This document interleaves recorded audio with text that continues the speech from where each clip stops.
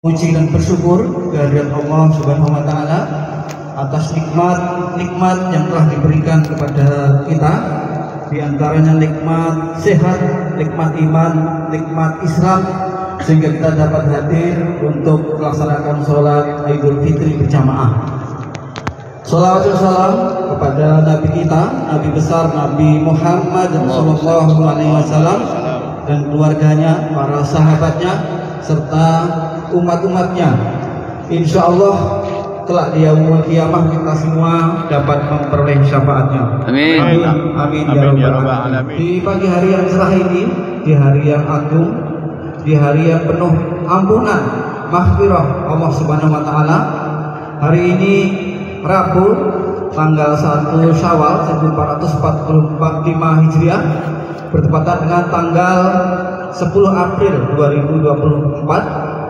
Kita bersama-sama hadir di halaman Gedung Teater Jakarta, Pusat Kesenian Jakarta, Taman Ismail Marzuki, untuk bersama-sama melaksanakan sholat Idul Fitri berjamaah. Sebelum sholat dilaksanakan, kami informasikan beberapa pengumuman, diantaranya laporan. Segala puji syukur kita sama-sama panjatkan kehadirat Allah Subhanahu wa taala dengan limpahan karunia-Nya dan juga kudrat irodatnya. Kita semua disampaikan di hari yang berbahagia ini, yakni Hari Raya Idul Fitri.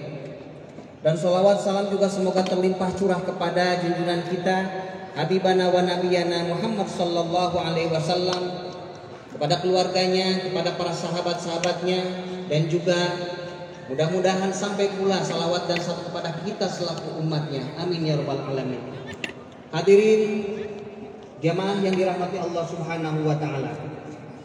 Idul Fitri itu bukan hanya sekedar perayaan belaka, namun lebih dari itu ada makna yang terdalam yang seharusnya kita pahami dari Idul Fitri tersebut.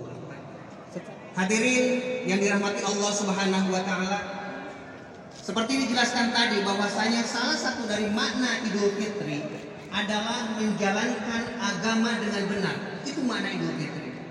Menurut tuntunan Allah dan juga tuntunan Rasulnya, dan bukan mengikuti hawa nafsu kita. Allah Subhanahu wa taala menurunkan agama ini dengan tujuan apa? Agar hidup kita memiliki aturan.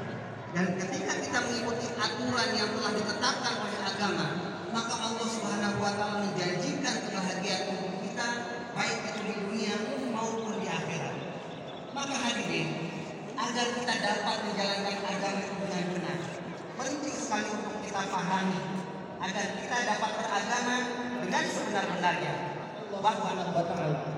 Sehingga di setiap pemikiran kita, setiap perilaku kita, setiap program-program yang kita buat, kemudian pergerakan-pergerakan kita, semua tujuan yang punya karena Allah Subhanahu wa taala di setiap aktivitas hidup kita. Kemudian fondasi yang kedua adalah yang tidak kalah pentingnya, yakni hakul minan nas. Fondasi agama yang kedua adalah menjaga keharmonisan dengan sesama manusia. Nah, untuk menjalin hubungan dengan sesama manusia, maka Allah Subhanahu wa taala membekali kita dengan beragam prinsip-prinsip dasar Islam sebagai moral sistem. Maka prinsip-prinsip dasar Islam ini sangat penting sekali untuk kita ketahui bersama. Agar apa? Agar kita hidup, bergaul, bekerja dan bergerak berdasarkan nilai-nilai Al-Quran, bukan berdasarkan ego kita atau berdasarkan hawa nafsu. Nah, di antara prinsip-prinsip dasar Islam itu adalah keadilan, yang kedua persatuan, ketiga kesetaraan, keempat toleransi, dan kelima dan musyawarah. Yang pertama, prinsip keadilan, yakni meletakkan sesuatu di tengah-tengah antara dua sisi, dan itulah utama pentingnya menjaga persatuan dan kesatuan ini sebagai salah satu prinsip dasar Islam yang hukumnya adalah wajib, sebagaimana Allah menegaskan di dalam Al-Quran, wa'tasimu bihablillahi jami'an wa la tafarraqu. Kata Allah, hai berpeganglah kalian kepada tali agama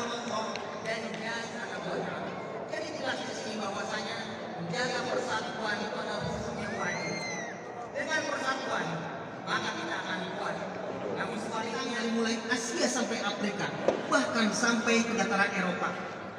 Ilmu pengetahuan di zaman itu berkembang begitu pesat. Gairah belajar generasi muda saat itu dalam menggali Al-Quranul Karim begitu luar biasa hebatnya. Hingga masa itu melahirkan ulama-ulama besar dan para ilmuwan-ilmuwan terkemuka. Di antaranya di bidang hukum, lahir Imam Maliki, Imam Syafi'i, Imam Hanafi, Imam Ahmad bin Hanbal. Kemudian di bidang teologi, lahir Imam Asy'ari, Imam Maturidi, dan yang lain.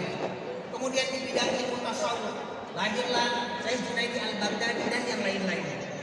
Dalam bidang ilmu filsafat Islam, pada saat itu lahir Ibnu Arabi, Ibnu Sina, Ibnu Khaldun, dan yang lain-lain.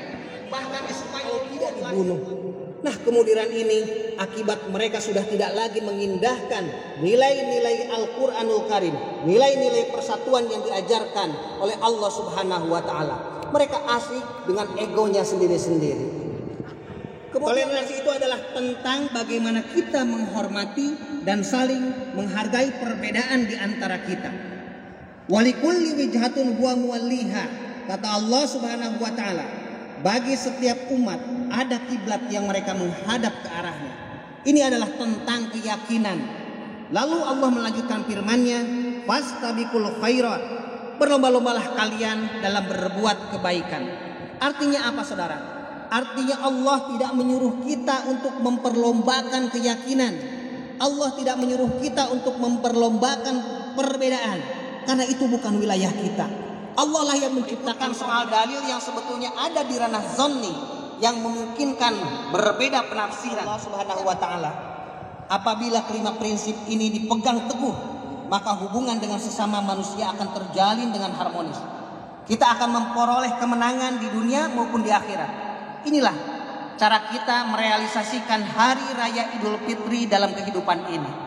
Sebab menjaga keharmonisan dengan sesama ternyata dapat menjadikan keimanan dan ketakwaan kita semakin berkualitas tinggi. Khutbah ini bahwasanya sejatinya capaian puasa kita selama sebulan penuh haruslah berwujud di setiap peran yang kita lakukan. Pemikiran kita, program-program kita, pergaulan kita sehari-hari haruslah atas dasar prinsip hablum minallah wa hablum minan nas. Tujuannya karena Allah Ta'ala dan landasannya adalah cinta kasih kepada sesama. Barakallahu li wa lakum fil Qur'anil Karim wa nafa'ani wa iyyakum bima fihi minal ayati wa dzikril hakim wa taqabbala minni wa minkum tilawatahu innahu was-sami'ul alim.